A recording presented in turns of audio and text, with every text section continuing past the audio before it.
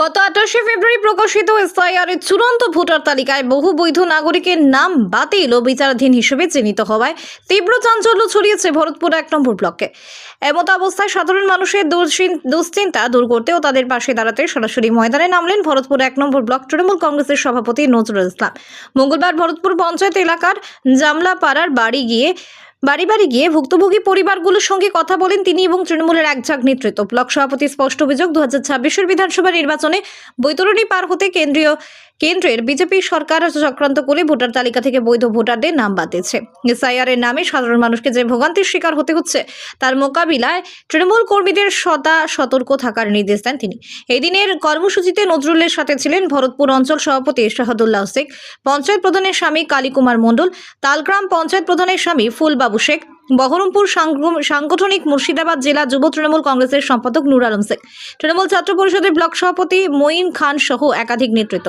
ব্লকের প্রতিটি পঞ্চায়েত এলাকায় পৌঁছে সাধারণ মানুষকে আইনি পরামর্শ ও নাম পুনরায় তোলার বিষয়ে সব রকম সহযোগিতার আশ্বাস দিয়েছেন তারা।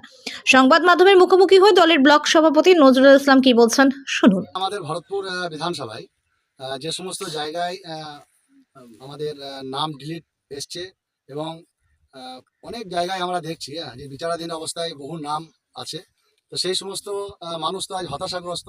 আপনারা দেখছেন কেন্দ্রের যে বিজেপি সরকার তারা চক্রান্ত করে এইভাবে ভোটার লিস্ট থেকে নাম বাদ দিয়ে তারা আগামী 2026-এর বিধানসভার যে নির্বাচন তারা ভাবছে আমরা হয়তো সেই বৈতরণী পার হব।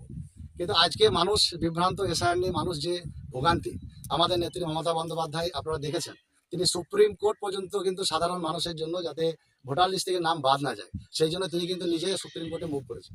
এবং আজকে আমরা দেখছি যে নেত্রী মমতা বন্দ্যোপাধ্যায় এবং অভিষেক বন্দ্যোপাধ্যায় ছাড়া, আমাদের নেতা বা আমার নেতা অভিষেক বন্দ্যোপাধ্যায় ছাড়া কোনো দলের, রাজনৈতিক দলের নেতাকে আমরা দেখছি না যে যারা ময়দানে নেমে সাধারণ মানুষের পাশে আছে বা আশ্বস্ত করেছে। বিগত দিনে আমরা এসআইআর নিয়ে দেখেছি বিভিন্ন জায়গায় আমাদের তৃণমূল কর্মীরা, আমার নেতা অভিষেক বন্দ্যোপাধ্যায়, নেত্রী মমতা বন্দ্যোপাধ্যায়ের নির্দেশে মানুষের পাশে আমরা ছিলাম, ক্যাম্প করেছি।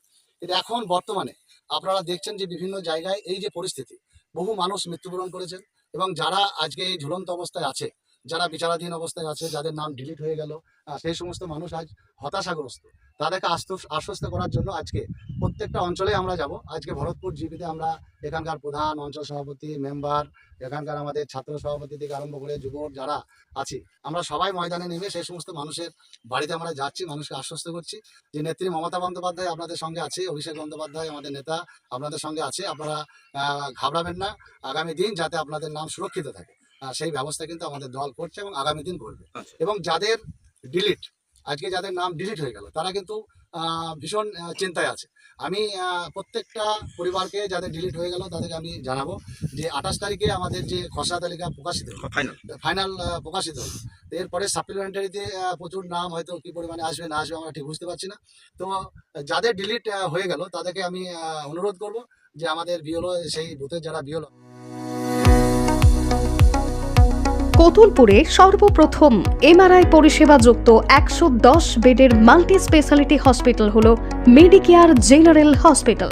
স্বাস্থ্যসাথী মান্যতাপ্রাপ্ত এই হসপিটালে রয়েছে AC, non AC cabin, modern OT, ICCU, NICU, micro surgery, dialysis বিভাগ, ব্রেন ও spine surgery, cancer surgery, lift সহ নানান পরিষেবা। এছাড়াও রয়েছে সিটি স্ক্যান পরিষেবা যুক্ত নিজস্ব ডায়াগনস্টিক সেন্টার, ডক্টর চেম্বার্স, ওষুধের দোকান সহ 24 ঘন্টা অ্যাম্বুলেন্স পরিষেবা, 24 ঘন্টা অ্যাক্সিডেন্ট এমার্জেন্সি। রোগীর সুচিকিৎসা, সুপরিষেবা এবং সুস্বাস্থ্যই হল আমাদের মূল লক্ষ্য।